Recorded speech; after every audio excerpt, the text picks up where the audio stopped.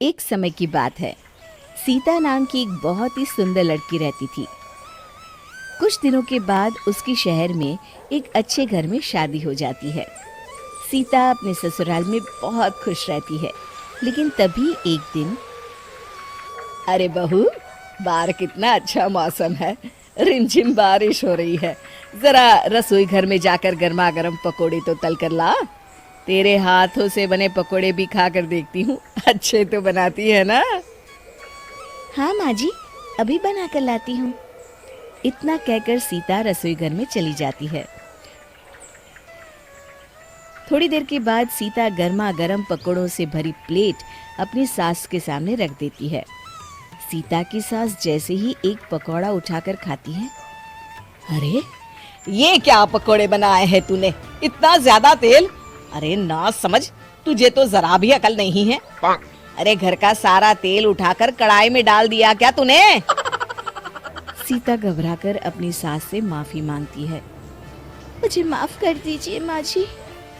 सीता की सास बहुत गुस्से में थी।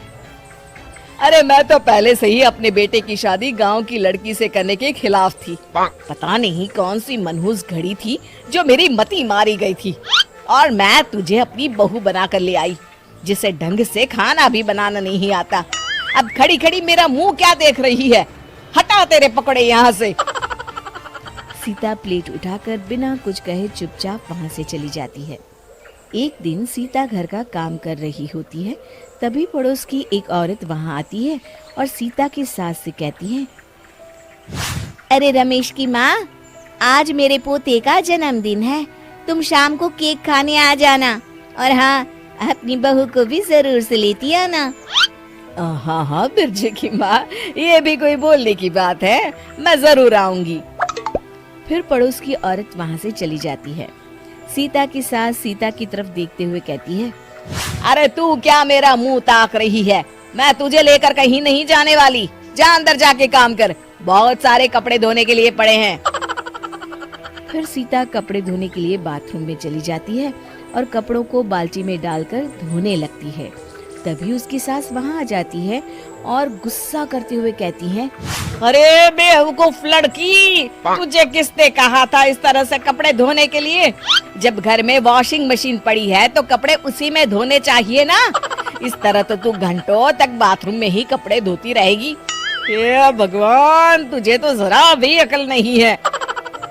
तभी सीता कहती है, लेकिन माँ जी, मुझे वॉशिंग मशीन में कपड़े धोने नहीं आते।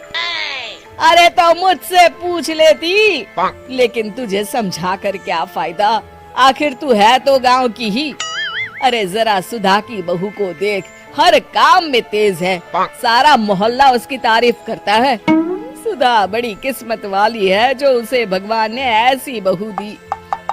पता नहीं भगवान की मेरे साथ क्या दुश्मनी थी जो तुझे मेरी बहू बनाकर भेज दिया। अब चल खड़ी खड़ी मुंह मत ताक मेरा, मैं सुधा के घर जाकर आती हूँ। इतना कहकर सीता की सास वहाँ से चली जाती है। फिर उसी शाम जब रमेश घर आता है तो उसके चेहरे पर उदासी देखकर माँ उससे पूछती है, अरे बेटा रमेश, क्या बात है, आज बड़ा उदास लग रहा है। तेरी तबीयत तो ठीक है ना बेटा? क्या बताऊं माँ, पिछले कुछ महीनों से अपनी दुकान घाटे में चल रही है। दुकान का काम बढ़ाने के लिए मैंने जो कर्जा लिया था, उसका ब्याज भी मैं टाइम पर नहीं दे पा रहा हूँ। अगर इसी तरह चलता रहा तो हमें अपनी दुकान बंद करनी पड़ेगी। इतना कहकर रमेश उदास होकर अपने कमरे में चला जाता है। देखते ही देखते रमेश की दुकान में इतना ज्यादा नुकसान होता है कि उसे अपनी दुकान बंद करनी पड़ती है और रमेश घर पर बैठ जाता है। सीता अपने पति की ये हालत देखकर बहुत दुखी होती है। दूसरी तरफ सीता की सास भी अब कुछ बुझी बुझी सी रहने लगती है और कर्जे की चिंता में दिन रात परेशान रहती हैं। फिर एक दिन लालाजी रमेश के घर आते हैं। अचानक लालाजी को देखकर सीता की सास चौंक जाती है और लालाजी से कहती है, अरे लालाजी, आप अचानक घर पर क्यों आ गए? हम आपके पैसे बहुत जल्द चुका देंगे जी। अरे बहन जी, आपसे पैसे मांगने कौन आया है? आपके सारे पैसे तो आपकी बहू ने अपने पिताजी के हाथों भिजवा दिए थे। बहन, एक सच कहूँ, बड़ी किस्मत वाली हो आप जो ऐसी बहू आपको मिली है। मैं तो आपको अपनी बेटी की शादी का निमंत्रण कार्ड देने आया हूँ। ये लीजिए, और सह परिवार मेरी बेटी की शादी में जरूर से आइएगा। फिर लाला जी सीता की सास को अपनी बेटी की शादी का कार्ड देते हैं। अच्छा बहन जी, अब मैं चलता हूँ, मुझे और भी जगह कार्ड बांटने जाना है। इतना कहकर लाला जी वहाँ से चले जाते हैं। सीता की सास भागती हुई सीता के कमरे में जाती है और सीता को गले लगाकर कहती है, मुझे माफ कर दे बहू, मैंने तुझे बहुत परेशान किया।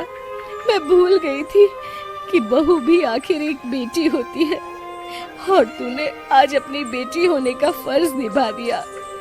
भगवान करे तुझ जैसी बहू हर सास को मिले। अरे माँ जी, आप तो मेरी माँ समान है और मैंने जो इस घर के लिए किया वो तो मेरा फर्ज था। उस दिन के बाद से सीता की सास सीता का बहुत ख्याल रखती और दोनों सास बहू हंसी खुशी मिलजुल कर रहने लगे।